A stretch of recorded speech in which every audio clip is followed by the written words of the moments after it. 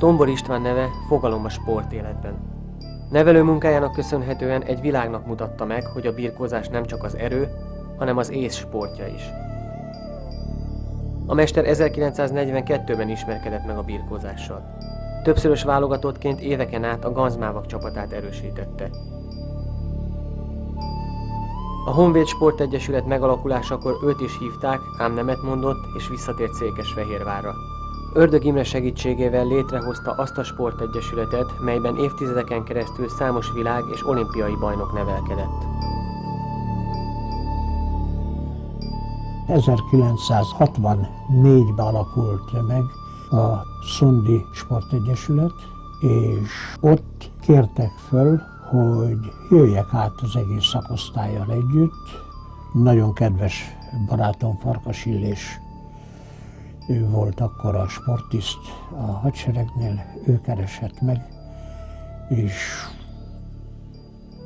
így határoztam, hogy megbeszélve a Videóton sportvezetésével, a Bencsik Pistáékkal, hogy az egész egy szakosztállyal átjövünk. Örömmel vették, mert mi csak terhek voltunk, akkor is a futball volt a fő szempont, ugye? A jelenlegi Videótonnak az elődje, ugye? És itt aztán elkezdtünk nagyon komolyan. Itt olyan gazdára találtunk, akik valamit akartak ebből a szakosztályból csinálni, mert látták és érezték ennek az egészének, az egész átütő erejét. Végeredményben kialakult egy nagyon jó együttes, először saját nevelt emberekkel, utána ez erősödött, ide bevonult katonák, tehetséges katonák, őket kiválogattam, és a Budapesti Honvéd nem tartott rá igényt, mert a Budapesti Honvédnek mindig elsőbbsége volt, egész addig. Még volt egy személyes találkozásom a honvédelmi miniszterrel, és ott elmondtam a véleményemet a honvéd sportról és a munka tisztességéről. A Cinege volt a honvédelmi miniszter, és kaptam tőle egy audenciát. Ez egy nagy ugrás, de már akkor mi erősen az NB1-ben voltunk, és hát első, második, harmadik helyezettek voltunk, és az első nemzetközi emberem volt a Víg Imre.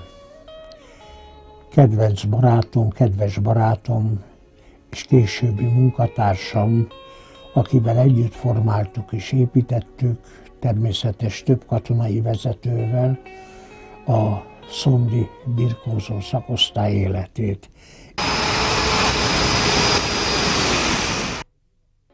Hogy minek köszönhettem ezt a kölcsönös szimpátiát, ami rajtam keresztül áramlott ehhez a sportághoz, nem is tudom.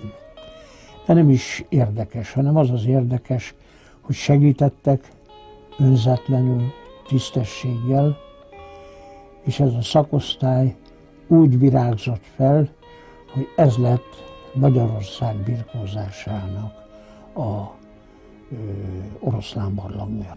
Sok világbajnokom, Európa-bajnokom volt, akik részben idevalósiak, részben pedig ide vonultak be. Itt lettek válogatottak, itt lettek nagy birkózók, és majd utána, vagy még az alatt, mint például a Farkas Jóska, az alatt nyerte az Európa-bajnokságot. Ezt az embert például az előző edzője javaslata az volt, ezzel kapcsolatos javaslata az volt, hogy ne is hozzuk ide, mert ebből nem lesz soha semmi. Én másképpen láttam. Idehoztam, és egy év múlva Európa-bajnok lett, a Vár-szigetén nyerte az Európa-bajnokságot, és akkor a junior csapatomból 8-an voltak kint az Európa-bajnokságon, és abból mind a 8 pontot szerző helyet ért el. Ez egy óriási dolog volt számomra, és ez szárnyat adott. Hogy tudta így ösztönözni ezeket a fiatalokat? Egyáltalán honnan volt ilyen jó rálátás arra, hogy kivel érdemes foglalkozni? Hát az Isten megadta azt a tekintetet, amivel éltem. Valahogy ki tudtam választani. Én a csibész gyerekeket szeretettel fogadtam. Szeretettel. Bementem az iskolába, az volt az első, hogy hát ha megengedik, kedves tanárurak, hát akkor ugye tanár elvtársak, hogy belenézek az osztálykönyvbe. Aki matematikából jó volt, magaviseletből rossz volt, ez a kettő döntött el az, ami kell nekem. És mit csinálok ezekkel a gyerekekkel? Egy hónap után nem lehetett rájuk ismerni, nem verekedtek, nem csinálták a cirkuszt az iskolába. És hát valahogy a szeretetem, nehéz róla beszélni, még ma is könyv nélkül, úgy ragaszkodtak hozzám,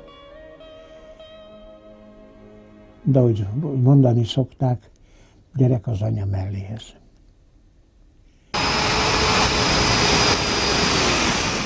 Nem voltam puha gyerek.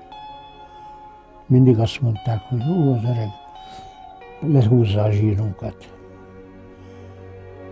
Mondták, hogy emlékszem rá egy alapozási időszakban a Sukorói, illetve a Bodajki hegyekbe télen, derékig érő hóba olyan futást rendeztem, hogy habzott az egész társaság. És a busszal lent vártam már őket, mikor visszaértek, és amikor odaértek, mondtam a buszsofőrnek, Gántra be, főutcán találkozunk. Kiszóltam, fiúk, Gánton, főutcán találkozunk. Kiabáltak, gyilkos. De mikor az Európa-bajnoki dobogóról, világbajnoki dobogóról leléptek, nem ezt mondták. Egészen mást. Nyakamba borultak. Köszönjük. Szóval valahol a sikerélmény innen fakad, és ezen sikerélmények alapján igyekeztünk az Egyesületnek úgy a hasznára lenni, hogy Fehérváron a Szondi név akkor egy nagyon komoly elismerést is jelentett. Szépen küzdöttünk, dolgoztunk, nem könnyen, úgyhogy persze problémák is voltak, nem ment minden ilyen simán. Én nagyon kemény és akaratos ember voltam, talán sokszor még akaratosabb, meg keményebb, mint ahogy kellett volna. Volt ilyen visszajelzés is, de engem nem zavart. Ezt a sportágat a kemény embereknek szabták. Vagy kemény az az ember, vagy puha. Ide csak kemény emberek valók. Akiknek szívük van, az legyen puha. Szeressék egymást, tele legyenek szeretettel, megértéssel a másik iránt, de a saját érdekeikért tudjanak harcolni, küzdeni. És ha kell, ahogy ezt szoktam mondani, édesapám, a szőnyegen meg kell tudni halni. Ez az alapállás. Hát ez volt. Hát ez volt dióhéjba a tulajdonképpeni lélektanom, és hát természetszerű, én magam a Magyar Birkózó Szövetség Edzőbizottságának 3 olimpiai ciklusán keresztül az elnöke voltam. A Hegedűs Csaba mellett dolgoztam, mint mellérendelt személy. Dolgoztam a válogatott felkészítésében szeretett Müller Nándi barátommal karöltve, aki nagyon fiatalon, viszonylag fiatalon halt meg, akinek én magam emeltem az edzőterembe egy emlékoszlopot, ezt ma is meg lehet nézni, egy gyönyörű emlékoszlopot, és abba helyet kaptak az elhunyt olimpiai bajnokok és helyezettek táblája is. Aztán végül is mégiscsak megvolt a birkózástól. Mikor is volt ez? Ez 10 évvel, sőt 11 évvel ezelőtt egy súlyos baleset következtében én 60 éves koromban még szaltóztam. És szétcsúszott a lábam, és rajtam egy 100 kilós emberrel, gerincem úgy megsérült, hogy lett egy olyan gerincsérvem, amit mindenáron meg akartak műteni, és nem engedtem. Akaratból föliperedtem, visszament a gerincsérvem is vissza, állandó tornászás és függeszkedés következtében, nem magától, mert hát azért tenni kellett, sokat tornáztam. Tehát maga a testnevelés az én testemet is rendbe rakta, meg az az akarat, amit rákényszerítettem másra, magamra is rá tudtam kényszeríteni, minden körülmények között. Fájt, nem fájt, ez van. Tetszik, nem tetszik, meg kell csinálni. És hát ennek köszönhettem azt, hogy föl is épültem. Most végeredményben rokkant nyugdíjba kerültem, már 60 éves korba, és utána pedig kicsikét csalódottan az az egyesület, ahol dolgoztam, egy-két embernek a meg nem értése következtében megsértettek. És én nem vagyok olyan típus, hogy beszélgetek arról, hanem levonom a konzekvenciát, és akkor abba hagytam, és azt mondtam, hogy nem. Akkor ezt tovább nem csinálom, bármennyire is szeretem.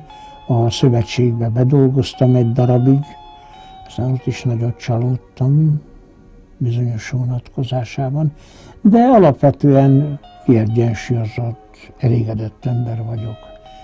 Nincs a sporttal szemben semmilyen, hogy mondjam, hiányérzetem, és azóta szerelmes lettem a fába.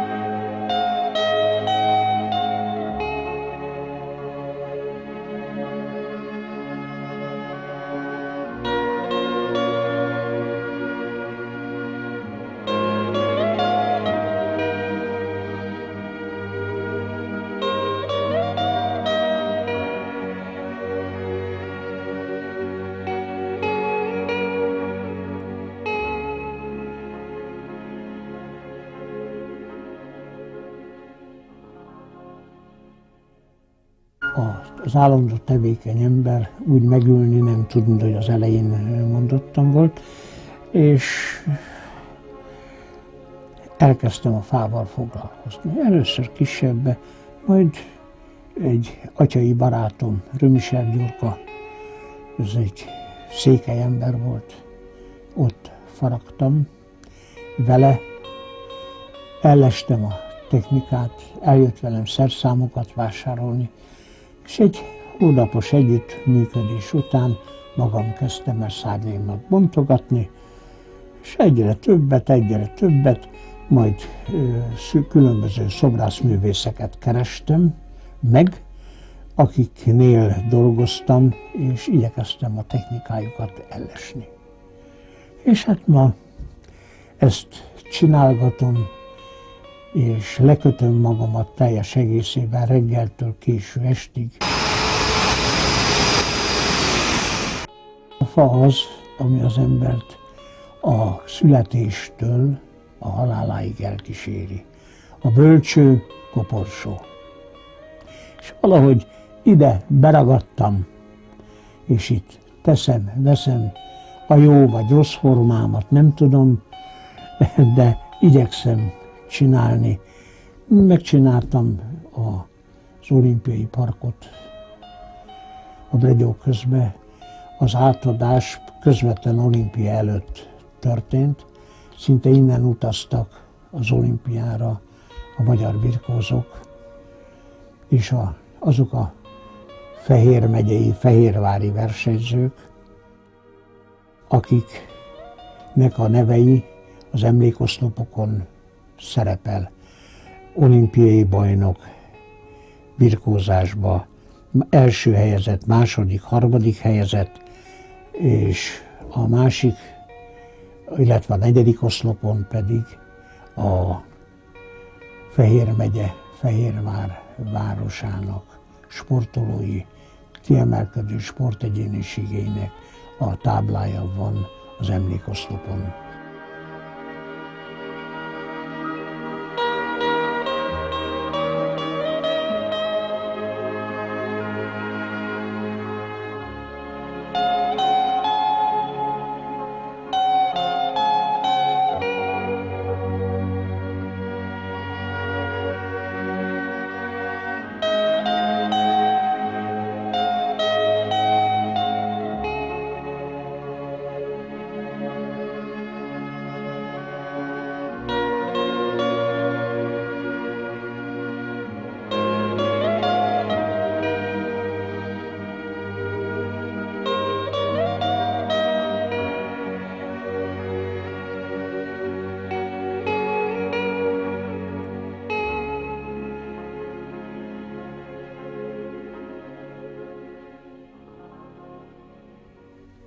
Hát, sok mindent csináltam, de zömmel bútor-féleségek azok, amik engem izgatnak. Persze ezen kívül mind csemege a csont is játszik, a szaru is játszik, és abból is csináltam ezt, azt. Hát többek között van egy pipatóriumom, amire nagyon büszke vagyok, csontbetétes, csontberakásos, tálaló szekrény. 8 vagy 10 ilyen garnitúrát csináltam, nem vadászos, ez a vadászos, ez az első. Népművészeti témában. Csak dióból dolgozok, mert az a kemény fa. És nekem a kemény az valami olyan motiváció, kemény emberek, de őszinte, csupaszív emberek, hát ilyen a dió. Meg kell küzdeni vele, az ember meg akarja csinálni. Bicskával, vésővel, de meg kell csinálni. Minden munkámat szinte megsiratok, mert valahogy úgy hozzám nőtt. És nehezen mondok le róluk. Most ahhoz, hogy ilyen szívósággal csinálom ezeket a bútorokat, ehhez hozzátartozik az, hogy barátaimat mindig nagyon tiszteltem, szerettem. Általában zömébe azoknak dolgozom.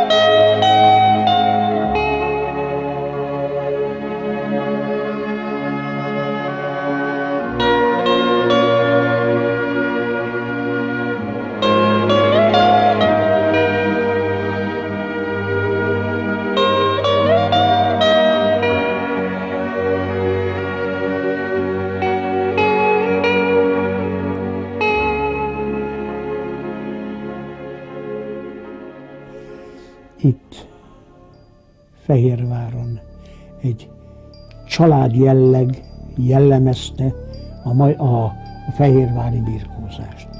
Mi összejártunk, szerettük egymást, harcoltunk egymásért, és úgy éreztük egymást ma is, azért, hogy összejövünk itt kint a kis szőlőmbe, ahol egy jó csülök, vagy pacal, vagy egyéb bográcskaját készítve összejön a társaság, kocintunk egymás egészségére és a hosszú életre. És azt hiszem, hogy ennél szebb múlt kevés embernek adatik meg, és ezért vagyok én elégedett. És én kívánok a többi magyar edző kollégáknak, fehérvári edző kollégáknak annyi sok szép sikert, mint amennyit én velük együtt megéltem, mert ez táplálja az embert önbizalmilag, ember szeretetileg, meg minden vonatkozásában.